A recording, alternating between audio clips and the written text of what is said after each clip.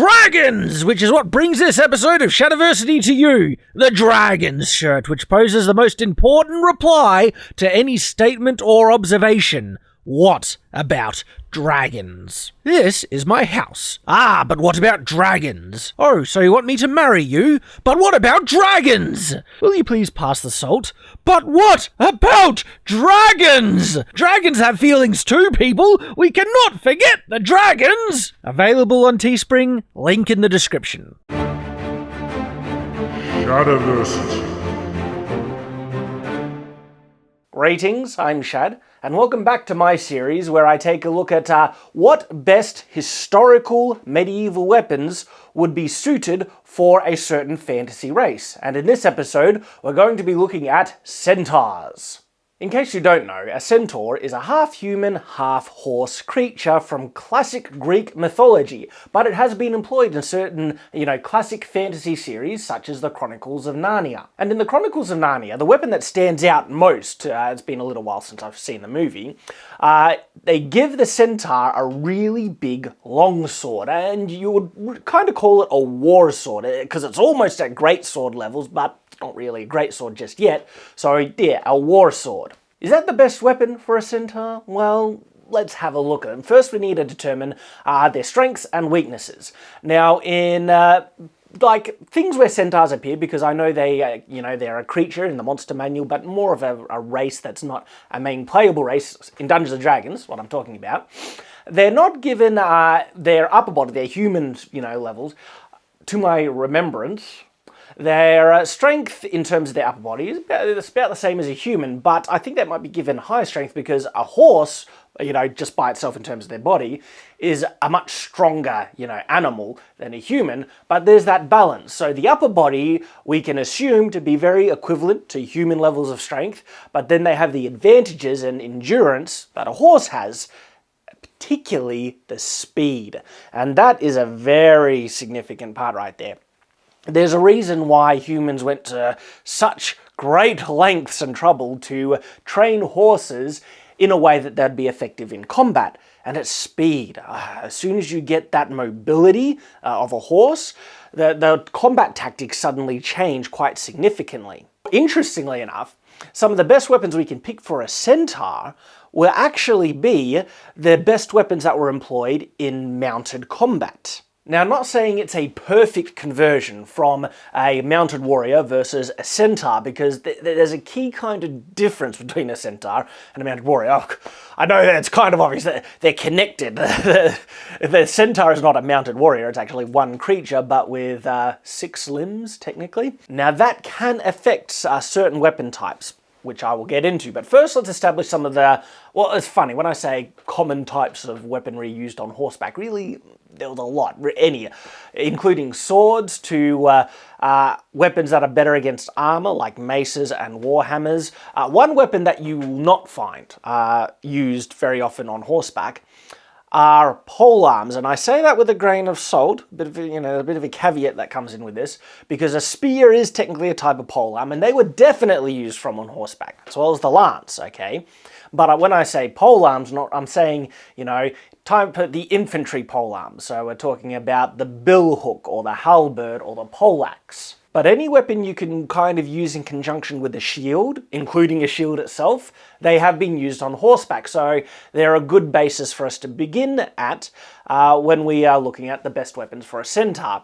But I want to go to one of the more classic weapons, the weapon that was employed with the mounted charge, specifically the spear or lance. From the surface, you might think, well, these are basically the same type of weapon, and the lance is a more upgraded version of the spear, better suited and designed for mounted combat, so the lance should be the better pick for the centaur.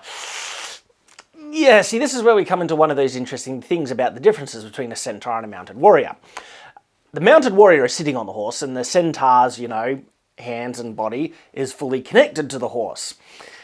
The difference there is that if the human part gets dismounted from the horse, they're dead because they've been cut in half. This can affect mounted charge, and I did a bit of research into the mechanics of the classic mounted charge in my research to determine if it can be done without the stirrup or not, and if the stirrup is essential for mounted combat, which some have supposed, and which I once believed, but I learned from my study that no, the stirrup is not essential to be able to perform a very effective mounted charge. Here is the video if you're interested, mounted combat, or the origin of cavalry and mounted combat, something like that. Link in the description, of course, as well. One of the things that came up in my research into this is the amount of impact a person receives when they do a massive lance strike. Now, what you have to understand, a lance will function differently to a spear, and this is where I'm getting at why the distinction is important between lance and spear, because a couched lance actually is made so you can put the weight of your body behind it and really kind of drive it in, and then you have the speed of the horse. Now, it's funny that the physics of this is really interesting, because you gain additional velocity from, striking someone from a horse, because it's moving a lot faster than you can, but not necessarily mass, okay? Because your, mass, weight of your body is not permanently connected to the horse, and when they get this big hit in, from the research I was doing, you get knocked back by a decent amount, and oftentimes the feet go flying up a bit. And it's not a perfect transferal of all the momentum, human body and horse in one, whereas with a centaur, it's going to be quite different. And the interesting thing about that, if the centaur is using a lance and all that force gets knocked back in the shoulder, I wonder how much the centaur would be able to move backwards to absorb some of that impact. Now, if their range of motion with their spine is as much as a human, I mean, you only have so much you can go back before, your hips need to move with you to be able to, absorb impact from there. And so a centaur using a lance, depending on how fast they're moving, it could break their back, okay? Like, it will depend on the target as well, how solid the target is, because if the lance is able to move through it, well, then a lot of the force is going into the target. But if it's a solid thing, and it hits something really, that doesn't want to move, the force is going to be hit back to the creature, and that could cause some serious problems. Now, I'm not saying that a lance would be an absolutely terrible thing to use. It just depends on the type of target and how much force will be getting transferred back into the shoulder of the centaur. And so because there is a risk there, and I would only be able to determine if the risk is so great that you should not use them at all, and it might be though, because it could really be that bad, the only way to determine is to test it in real life. And centaurs don't exist, so you can't really test it. But if that is such a problem, and it very well might be, you have to remember, I think a spear will actually be far better for a mounted charge by a centaur than a lance. What's the difference? Well, a spear isn't couched, meaning there isn't kind of a cap at the handle, and it isn't made to, lock into the armpit like a lance is. And one of the other big advantages of spear is that you can let it go as soon as you get into the target. And it's interesting because you'll be able to feel the pressure even in that split second in your grip. And as soon as it comes too much, bang, you can let it go. But still, a huge amount of force will be getting transferred because the centaur is able to move so much faster than a regular human, which means impact charges will still be very effective. So, in my opinion, spear for their charges over lance.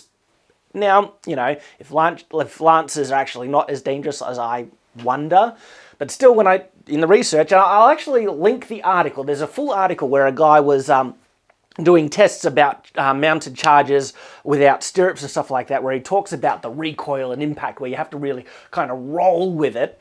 Link in the description below for your own reference. But if the centaur is just tanked enough to power through it, well, then a lance could still be useful. The next kind of very classical weapon for mounted combat is archery, mounted archery. The Mongols employed it to great success, so have the samurai, and don't think that it wasn't done in Europe either. It was to certain levels, but there are certain cultures that employed it to much greater degrees than they did in Europe, to a very high level of success. Mounted, and the thing is, the difference is because mounted bows need to be smaller so that when you draw it, the string isn't hitting your thigh and other things like that. Is that so much of a problem with a centaur? Because there's technically nothing in front of them, okay? They are the head of the horse. So does that mean that they could use much heavier bows? Maybe. potentially.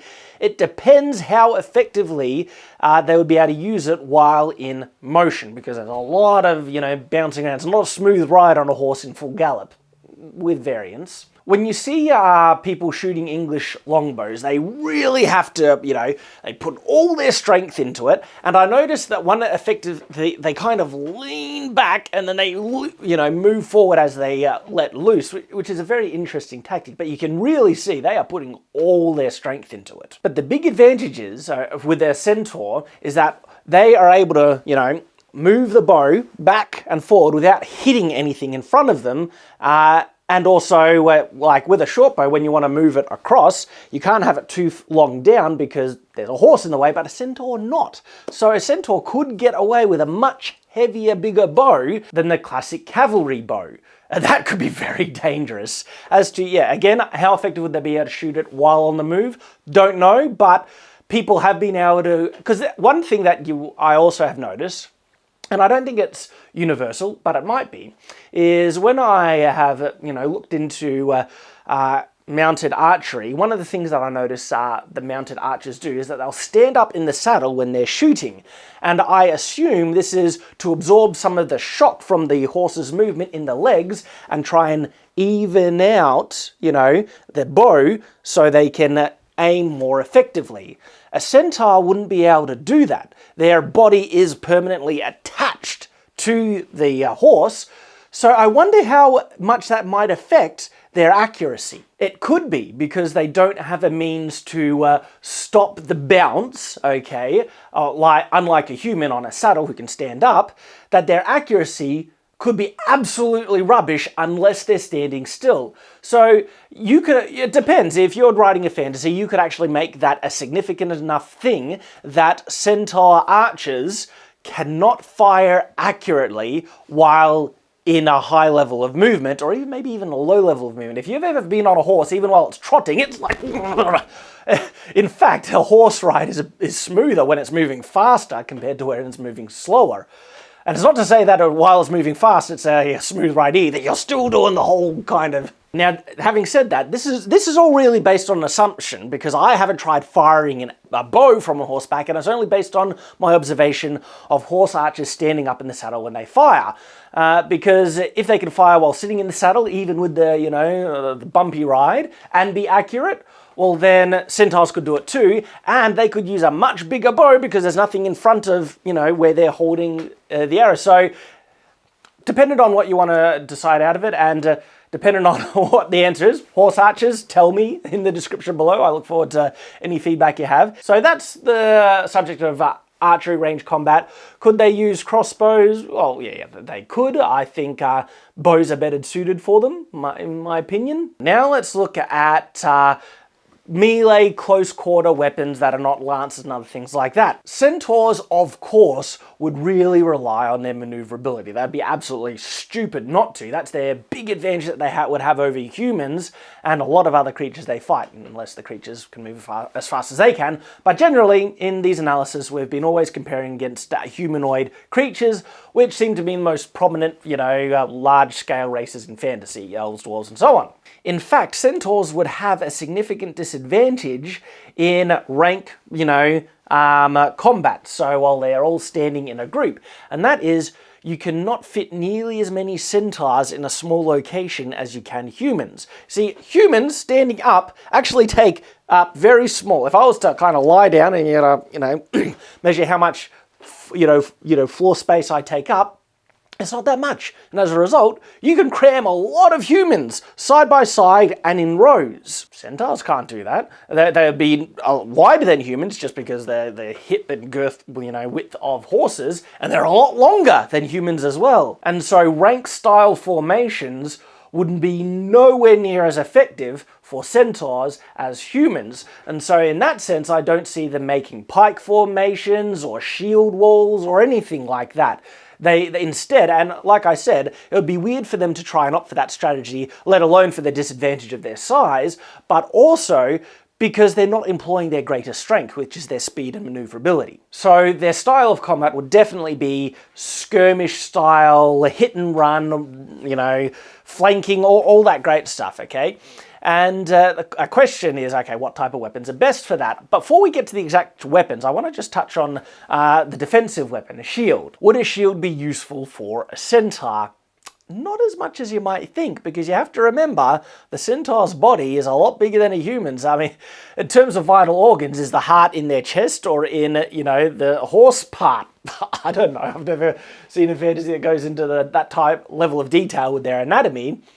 But in any regards, we can assume that there would be some significant vital organs in the horse part, and if they could only manipulate things and carry things with their hands, so they could only have a shield on their hands. I'm not saying they can't wear armor to cover their back part, but this is the point. If they're wearing enough armor to protect themselves to the point that a shield isn't needed, well then shields are useless for them. But if they're lightly armored, would a shield be useful? And I don't think it would be that useful. It'd only protect the human front part of the body, and yeah, they could move it side to side, but they have a huge, big, unprotected thing behind them, and so it's a matter of diminishing returns. I think that'd be far safer just trying to stay on the move, and so that means that they're harder to hit while being in motion from ranged attacks, and they're much harder to hit melee because they're able to get out of range, run in fast and move out fast so quickly. And so I don't think shields would be particularly beneficial. I'm not saying not at all. To a level they would be.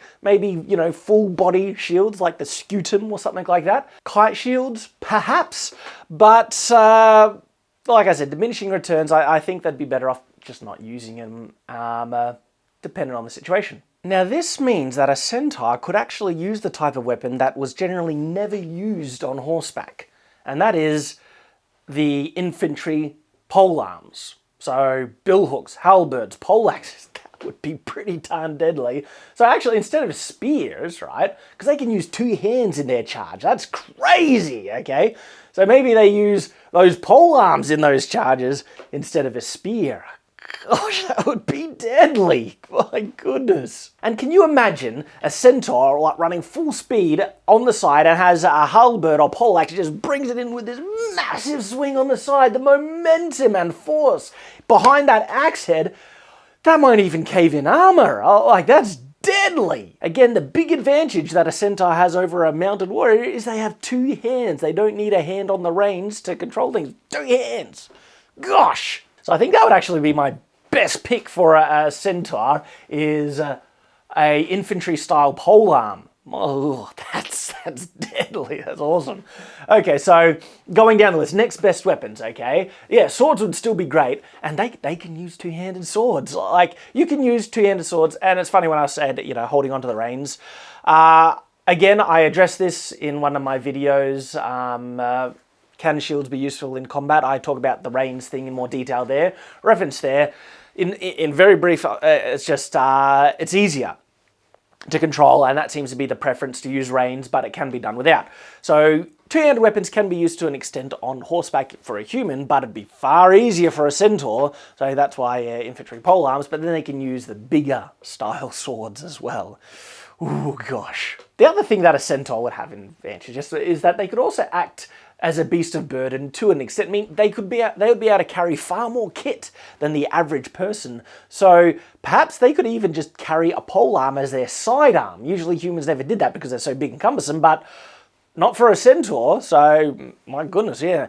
And that would raise the question, why would they even use swords? Because in terms of a battlefield, the sword is nowhere near as effective as a good polearm, but the reason why they were still used is because it's so convenient, so you could carry one just in case you lost your primary weapon. So a centaur's backup weapon, a sidearm, could still be another polearm, and if they're so good, yeah, but maybe for preference they still want to use a sword. Wouldn't be as effective as a polearm, but still swords are good, and they could definitely use the two-handed swords, okay? So they could use great swords and long swords, big long swords, like the war sword, as we saw in this guy from the Chronicles of Narnia. The thing about swords being used from on horseback is that if you use them for thrusting, a big danger of them getting stuck in whoever, you know, you're running through. Poor guy, he's dead basically. But yeah, the weapon getting stuck. Now, can you pull the weapon out? It would be difficult, okay? And this is the thing, it can be done, so you need to just curve and just kind of pull it out as you ride past. And this is applying to centaurs as well, as I'm saying.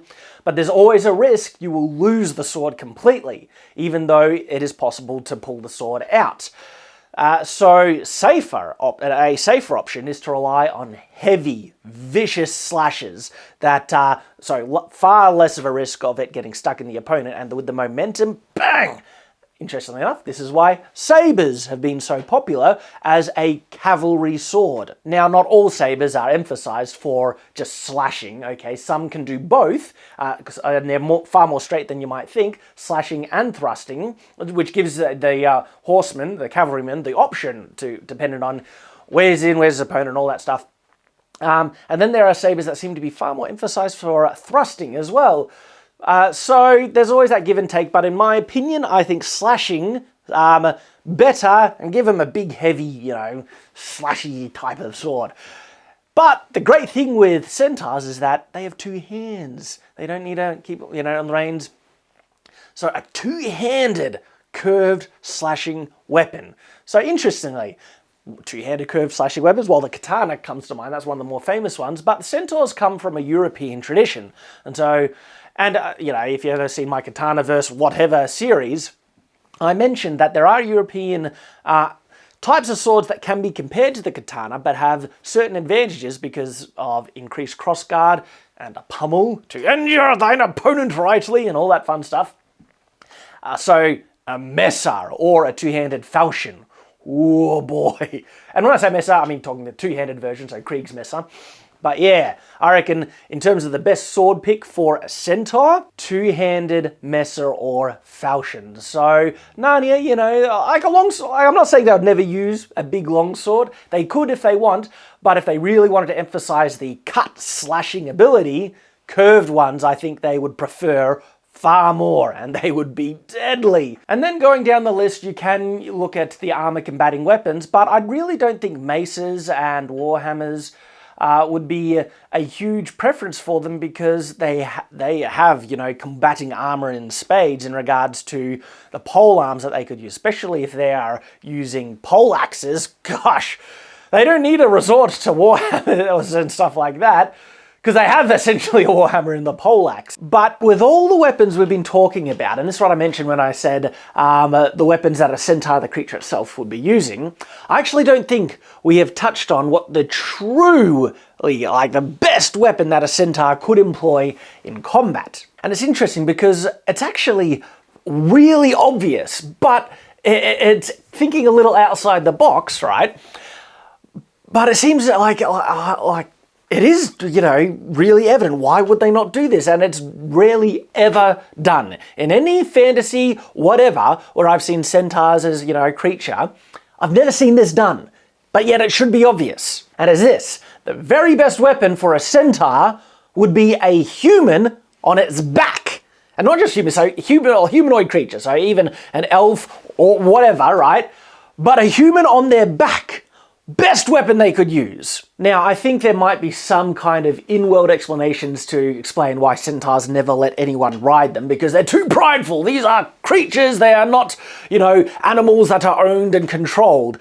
Wrong thinking, okay? Because a centaur wouldn't think that a human is controlling them. A centaur would be thinking, here is basically a sentient, self-controlled weapon thing that I can put on my back that, it's concerned about their own life, so they'll fight to protect themselves and me. And if I give them a bow, it's like a, separate turret that I don't even need control that'll just fire at people, and I can handle the driving and the fighting, front and center. So the idea that a centaur would find it insulting to let anyone ride upon them is stupid, because the huge advantages, they're built for it. Horses, we see how much it's done with horses, so and they don't need to be trained. They're not even animals, so a centaur wouldn't, I don't think they'd be submitted, yes, you can control me. They'd be more like, I'm controlling you, I want you on my back, do what I tell you, and I'm gonna go determine where we'll be riding and fighting. You just do your best to stay alive and fight as well. And this is an interesting kind of fantasy element. What if centaurs actually kidnapped humans for this very purpose and kind of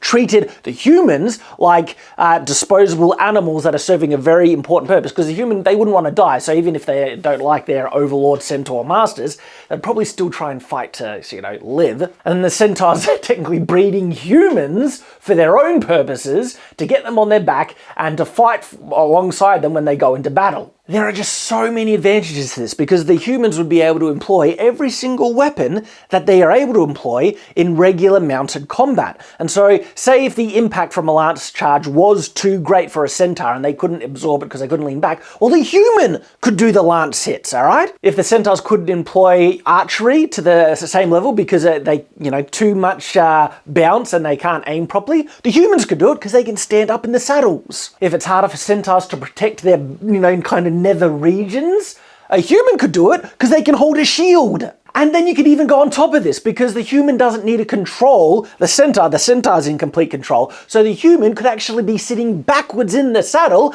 to cover, you know, the retreat and to fire behind people. There are so many advantages and different ways that this could be employed. It's just, I can't really understand why it's never been thought of. But I need to admit here, it took me a while to think of this as going through it, because it just seems like it's one of those outside of the box kind of things that just doesn't come to people's mind. It didn't come to my mind at first, but when you really think about it, this is the best thing they could do. It doubles up. Basically, it would make a centaur twice as deadly. So absolutely, the best weapon for a centaur to use would be a person on its back who's geared and trained for fighting as well as themselves. And there you go. This has been the best medieval weapons for centaurs.